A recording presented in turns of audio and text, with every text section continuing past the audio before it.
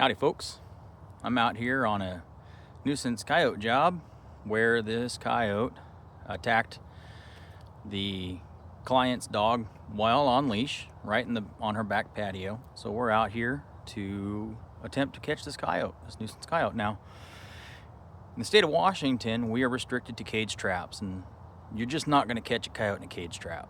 Therefore, I've submitted a special trapping permit that allows me to use rubber jaw lined leg hold traps to catch this coyote, and I've only got 30 days, and if I need an extension I can apply for an extension. That's the way it works. So I'm just going to show you the trap I've got here. It's a Bridger number 3, and I don't know if you can see on the video very well, but rubber jaw lined traps, and I've got my trap tag on there from Mitch the Trapper, and I'm going to do my best to show you how I set these traps to catch this coyote. I don't have my camera on me, so I'm using my phone, and I'm going to use this as a prop to hopefully record how I'm going to set this step down, what's it called, step down dirt hole set is what I'm going to set here. I did have this trap set down yonder, but there's a whole lot of water down there. It flooded out my trap, and even though I'm using waxed dirt, no coyote's going to step in a puddle and try to get to bait that's underwater. So I moved the trap up here. It's a lot drier, and so let's get it done. Hopefully y'all can see what I've got going on here, and that just stays right like that. I don't bump it. If I do, I'll cut it out of the video. So we're just going to go with right here, as good as any spot. I'm going to try to go real deep and kind of a long trench set, more than like a step down dirt hole set. Let's see, can you guys see that? I'll go up in here.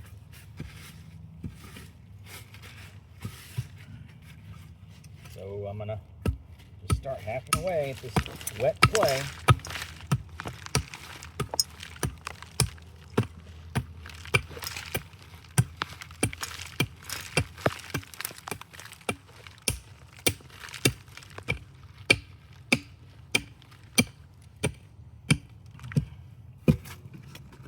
Grab a sifter. Put all this up here.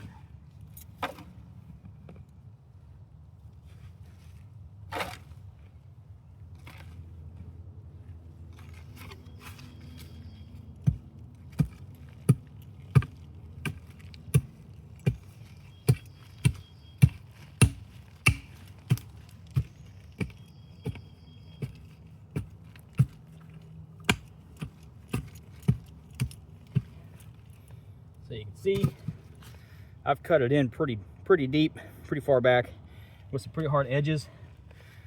I like to edge these coyotes in as best I can. Doesn't give them much area to step except for on my trap. That's what we're looking for. We got to get them to step on that little pan.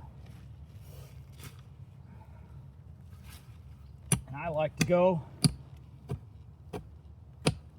deep. Really gets them to commit to stepping down on that pan.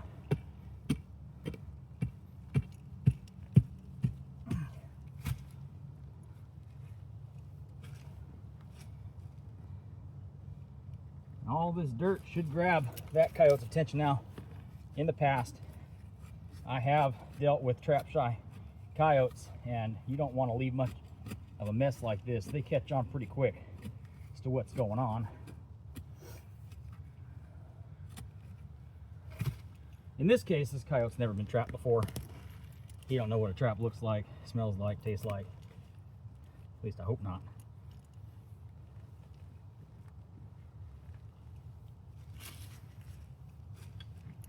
All right, there's my trap bed. This clay is a real pain in the butt to work with. Now what I like to do is I'm actually going to take a little bit of dirt right out of the center here. You'll see why in just a second.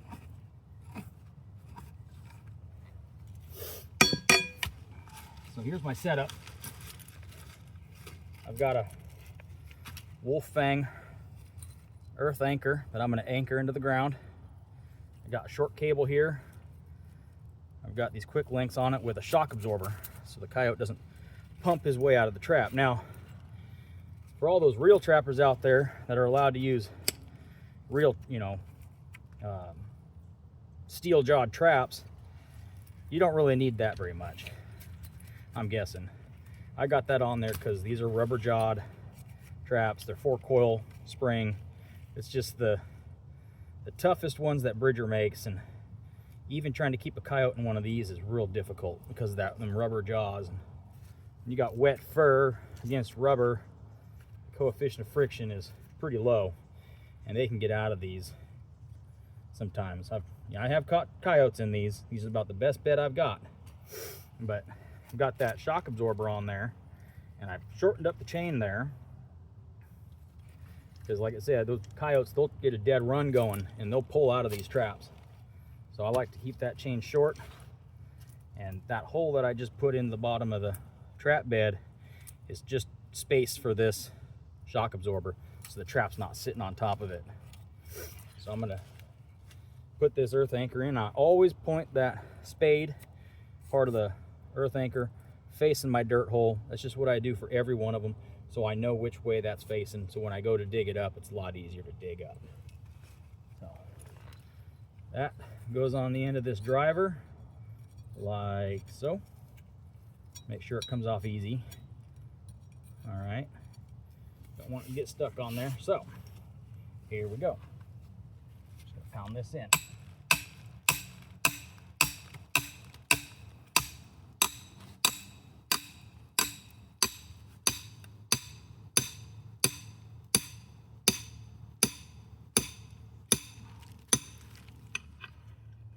I'm going all the way. All right. Nice and easy. Pull on that. You want to set that. Oh boy. Oh, yeah. Want to set that. You don't want any give in that, because again, that coyote will get on a dead run, and that'll actually help him push through this trap. So what we're looking for any of those Washingtonians out there that don't care much for trapping or know much about trapping, these traps, they don't hurt the animals. And I'll do a demonstration here in just a second, but they're just meant there to hold them. The designs of the jaws are just for that. Animals, unlike people and deer, hooved animals, they have a pad on the middle of their paw. Well, that's all this is meant for, is to hold on to that pad, just behind that pad. There's 2 raccoons running along down there right now. That's funny. Hopefully they don't catch a raccoon. That's why we set pan tension. We don't want to catch smaller critters, possums or raccoons or such. We want that coyote. So anyway, that pad on the paw is what holds the animal in these traps. These don't break bones like people think. I'm going to do a demonstration for you right quick here. So, just pretend that I'm a coyote. And again, coyotes, as for many other critters, they have what's called guard fur. And it protects their skin from whatever. So this glove is going to be a demonstration of guard fur. That coyote comes along, and there's no dirt on this trap right now. This thing is moving as fast as it can. 4-coil spring trap. Again, this is the strongest number 3 that Bridger makes with rubber jaws. And that coyote comes along. I want to make sure you can see this on the camera. That coyote comes along into this trap. He puts his paw in that trap, and all it is meant to do is to hold on to him. Now that doesn't hurt that much. I mean, it's got a little bit of a smack to it, but no more than your mama slapping your wrist. And all it does is hold that critter there. I've done full-on classes, demonstrations, where I'm showing people how to set traps or talking about how important trapping is and why it's important. And I'll keep one of these on my hand throughout the duration of the discussion. Maybe it's 20 minutes, maybe it's an hour. It's not a big deal. It doesn't hurt the critter. It's just meant to hold them. So, as it's holding me pretty good. So, just want to get that out there to all my viewers or anybody else in Washington that doesn't quite understand trapping. So anyway, back to setting this trap. Dig out this trap bed a little bit. We're going to test fit our trap before we put our wax dirt in there.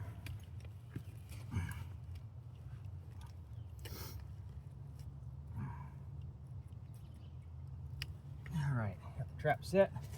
Stuff that spring down in the dirt so the trap's not teeter-tottering on top of it. I'm actually going to smack it in there pretty good. Don't want that teeter-tottering on there. All right, so I've got to dig that out a little bit better for my clamps, jaw clamps. Take a little chunk out of here, take a little chunk out of here. That's just for the levers to sit in there. Okay, that's looking okay. I'm gonna dig a little bit more out. Now, what I've heard and even noticed on these coil spring traps is if this dirt freezes and those springs are sitting in that dirt, then they won't fire. It's a real pain in the butt. So I'm gonna just bed this a little bit, see how it sits. Okay, teeter-totters a little bit on the levers there, but that's okay. I'm gonna put some wax dirt in there, quite a bit of it, so hopefully this trap doesn't freeze overnight. I'm just gonna do it by hand.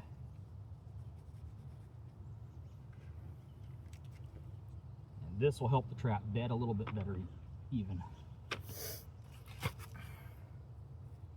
All right. That's looking decent.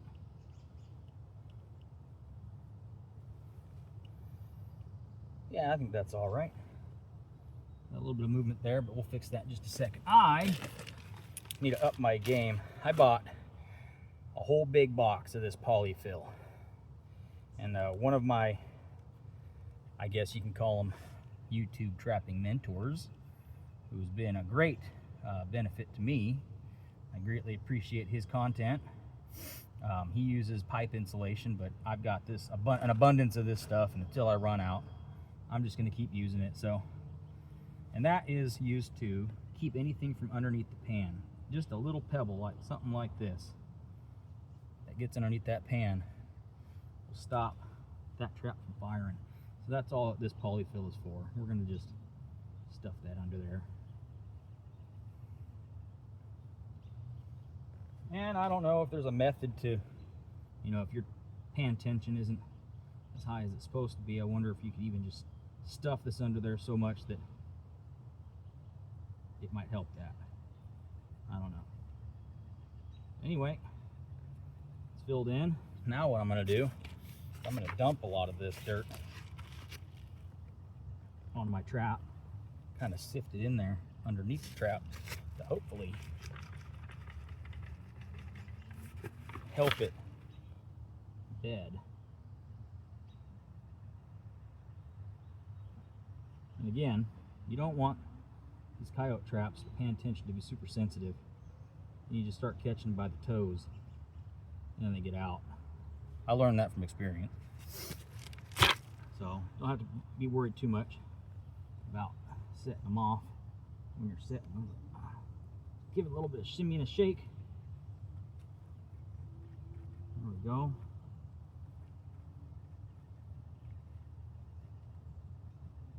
And it should be pretty solid, rock solid. Where that coyote steps on it, it doesn't move. He might dig it up if he sees that there's something under there he might be interested in. So got that done there. Now I'm gonna go for my bait hole.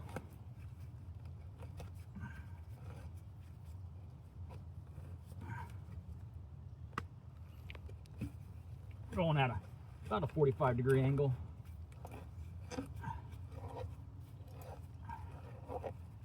Hopefully it don't hold the rain. It don't hold dirt. Got some dirt in my eye. Slapping that. That's stupid.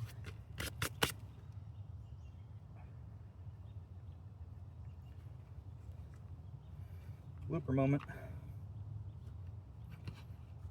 Okay, here we go.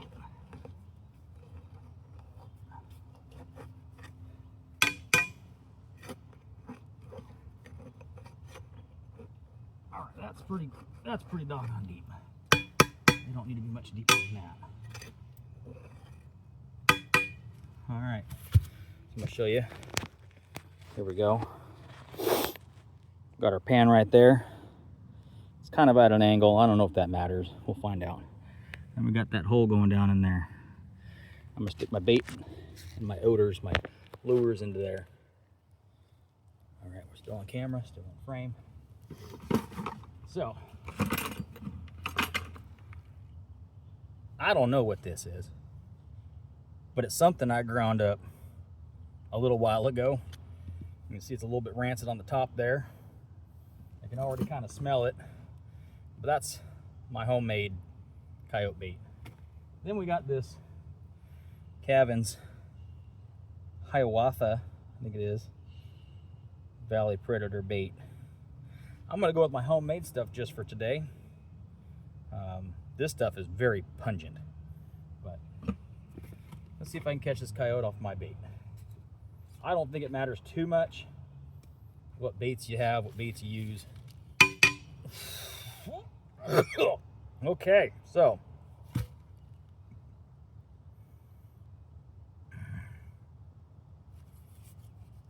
we're gonna just put this in there as best we can, as quick as we can, because that is pungent.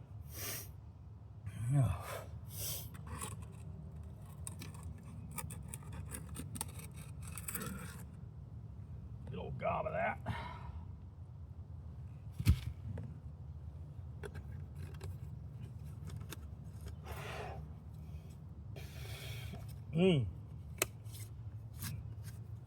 Good Lord, put that away.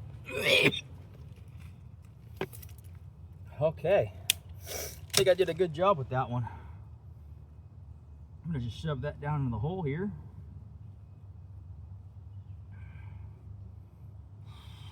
That should get that coyote's attention. I'm gonna take that stick and I'm just gonna set it right like that.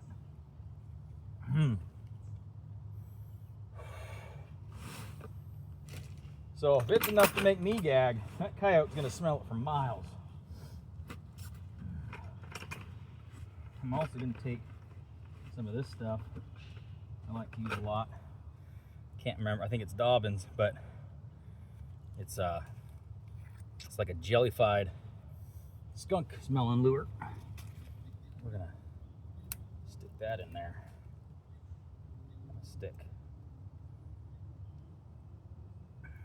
Give this coyote a variety of smells you might be interested in. And then, you know, we're still kind of in the mating season right now.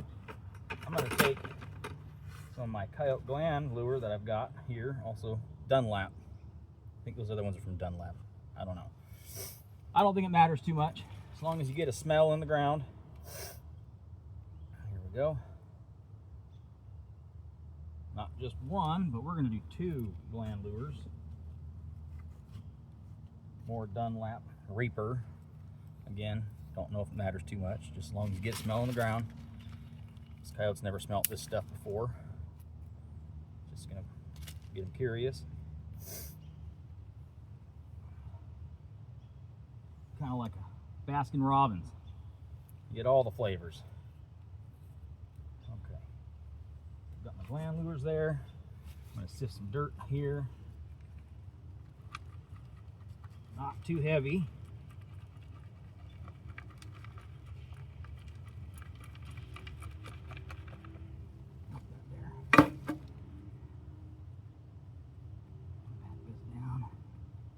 Back it down without setting it off.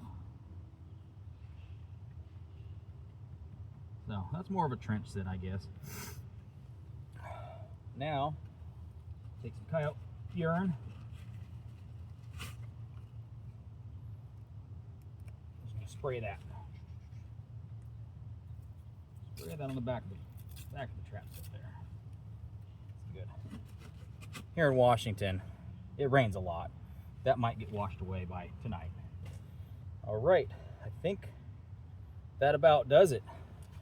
I'm just gonna pack this stuff up and we're gonna rough up the set.